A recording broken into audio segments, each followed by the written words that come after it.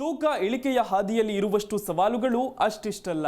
ವ್ಯಾಯಾಮ ಹೆಚ್ಚು ಮಾಡಬೇಕೋ, ಊಟ ಕಡಿಮೆ ಮಾಡಬೇಕೋ, ಯಾವುದನ್ನು ತಿಂದರೆ ಸರಿ, ಯಾವುದು ತಪ್ಪು? ಈ ಸರ್ಕಸ್ಸುಗಳನ್ನು ಇನ್ನೂ ಎಷ್ಟು ದಿನ ಮಾಡಬೇಕು? ತೂಕ ಇಳಿದೇ ಬಿಟ್ರೆ ಅದನ್ನು ಕಾಯ್ದುಕೊಳ್ಳೋದು ಹೇಗೆ? ಹೀಗೆ ಸವಾಲುಗಳು ಒಂದೇ ಎರಡೇ. ತೂಕ ಇಳಿಸೋದು ಅಂದರೆ ಕೊಬ್ಬು ಕರಗಿಸೋದು, ಇದೇ ದೊಡ್ಡ ಸವಾಲು. ಕೊಬ್ಬು ಇಳಿಸಿದಷ್ಟು ತೂಕ ಇಳಿಸಬಹುದು. ಆ ನಿಟ್ಟಿನಲ್ಲಿ ಅಧಿಕ ಕೆಟ್ಟ ಕೊಬ್ಬು ಕರಗಿಸಲು ಒಳ್ಳೆಯ ಕೊಬ್ಬಿನ ಆಹಾರವನ್ನೇ ಸೇವಿಸಬೇಕು. ಆ ಕುರಿತ ಡೀಟೇಲ್ಸ್ ಇಲ್ಲಿದೆ. ತೂಕ ಇಳಿಕೆಯ ಹಾದಿಯಲ್ಲಿ ಇರುವಷ್ಟು ಸವಾಲುಗಳು ಬಹುಶಃ ಸಮುದ್ರಕ್ಕೆ ಸೇತುವೆ ಕಟ್ಟುವಾಗಲೂ ಇರಲಿಕ್ಕಿಲ್ಲ. ವ್ಯಾಯಾಮ ಹೆಚ್ಚು ಮಾಡಬೇಕೋ, ಊಟ ಕಡಿಮೆ ಮಾಡಬೇಕೋ, ಯಾವುದನ್ನು ತಿಂದರೆ ಸರಿ, ಯಾವುದು ತಪ್ಪು?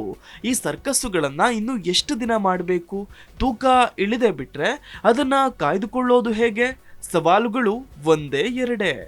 ತೂಕ ಇಳಿಸುವುದೆಂದರೆ ದೇಹದಲ್ಲಿ ಸ್ನಾಯುಗಳನ್ನು ಕಳೆದುಕೊಳ್ಳುವುದಲ್ಲ, ಕೊಬ್ಬು ಇಳಿಸುವುದು. ಇದೇ ದೊಡ್ಡ ಸವಾಲು. ಮಾಂಸಖಂಡಗಳನ್ನು ದೃಢ ಮಾಡಿದಷ್ಟು ದೇಹದ ಸುತ್ತಳತೆಯನ್ನ ಕಡಿಮೆ ಮಾಡಬಹುದು. ಕೊಬ್ಬು ಇಳಿಸಿದಷ್ಟು ತೂಕ ಇಳಿಸಬಹುದು. ಈ ನಿಟ್ಟಿನಲ್ಲಿ ಇತ್ತೀಚಿನ ಕೆಲವು ಅಧ್ಯಯನಗಳು ಫ್ಯಾಟ್ ಫಸ್ಟ್ ಎಂಬ ಬಗ್ಗೆ ಬೆಳಕು ಚೆಲ್ತಿವೆ. ಏನಿದು, ಹೇಗೆ ಕೆಲಸ ಮಾಡುತ್ತೆ ನೋಡ್ತಾ ಹೋಗೋಣ. ಫ್ಯಾಟ್ ಫಸ್ಟ್ ಹಾಗೆಂದರೆ ಬೆಳಗಿನ ಖಾಲಿ ಹೊಟ್ಟೆಯಲ್ಲಿ ಸ್ವಲ್ಪ ಪ್ರಮಾಣದ ಆರೋಗ್ಯಕರ ಕೊಬ್ಬನ್ನು ಹೊಟ್ಟೆಗೆ ನೀಡುವುದು. ಇದು ಇಡೀ ದಿನದ ಚಯಾಪಚಯದ ಮೇಲೆ ಪರಿಣಾಮ ಬೀರುತ್ತೆ ಅಂತವೆ ಅಧ್ಯಯನಗಳು. ಬೆಳಗ್ಗೆ ಎದ್ದ ನಂತರ ಮೊದಲು ದೇಹಕ್ಕೆ ನೀಡುವುದು ಸಾಮಾನ್ಯವಾಗಿ ಪಿಷ್ಟಗಳನ್ನ. ಆದರೆ ಅದಕ್ಕೆ ವ್ಯತಿರಿಕ್ತವಾಗಿ ದೇಹಕ್ಕೆ ಬೇಕಾಗುವಂಥ ಆರೋಗ್ಯಕರ ಕೊಬ್ಬನ್ನು ನೀಡುವುದರಿಂದ ಇನ್ನಷ್ಟು ಕೆಟ್ಟ ಕೊಬ್ಬನ್ನು ಕತ್ತರಿಸಬಹುದು ಎನ್ನುತ್ತವೆ ಅಧ್ಯಯನಗಳು. ವಜ್ರದಿಂದ ವಜ್ರವನ್ನ ಕತ್ತರಿಸುವ ಹಾಗೆ. ಅದ್ ಹೇಗೆ? ಇದರಲ್ಲಿ ಯಾವುದೇ ಜಾದೂ ಇಲ್ಲ. ನಮ್ಮ ದೇಹ ಕೆಲಸ ಮಾಡುವ ರೀತಿಯೇ ಹೀಗೆ.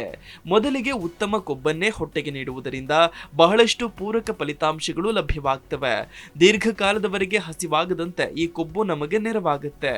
ದೇಹದ ಚಯಾಪಚಯವನ್ನು ಚುರುಕು ಮಾಡಿ ಜಮೆಯಾಗಿರುವ ಕೆಟ್ಟ ಕೊಬ್ಬು ಕತ್ತರಿಸಲು ಪ್ರೇರೇಪಿಸುತ್ತೆ.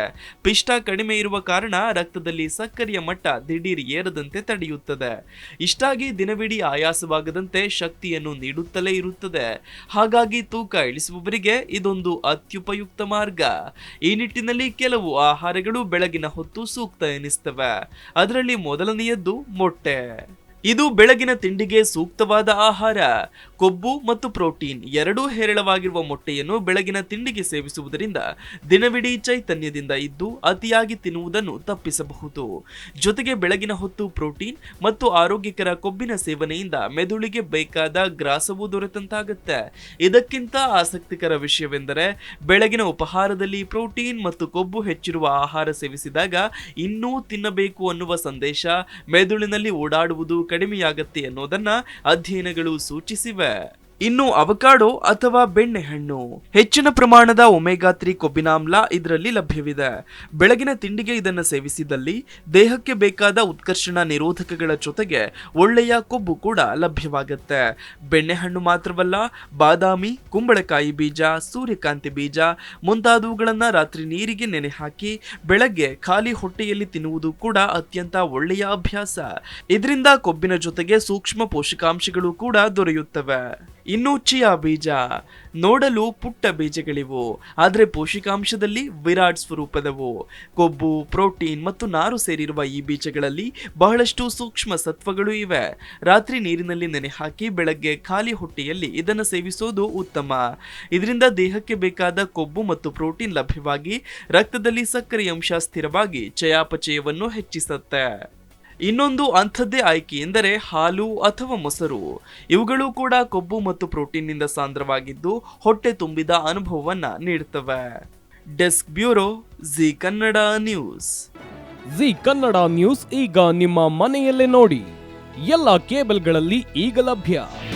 ನಿಮ್ಮ ನೆಚ್ಚಿನ ಜಿ ಕನ್ನಡ ನ್ಯೂಸ್ ಈಗ ಸನ್ ಡೈರೆಕ್ಟ್ ನಲ್ಲಿ number 292, Tata play number 1664, Jio TV number 1334, NXT digital number 30, in cable number 30, city networks 51, U digital number 162, GTPL number 17, Rockline telecommunications number 42, Shri Basaveshwara cable number 168, rural cable network 60, Vinayaka digital 57, Abhishek cable 821, city channel 53, Siddeshwara cable network 57, V4 digital Infotech 628, Surya digital networks 53, Gajanan digital number 836, Malnad Infotech private limited number 56, Metrocast number 830, Victory digital number 167ರಲ್ಲಿ ನೋಡಿ ಆನಂದಿಸಿ.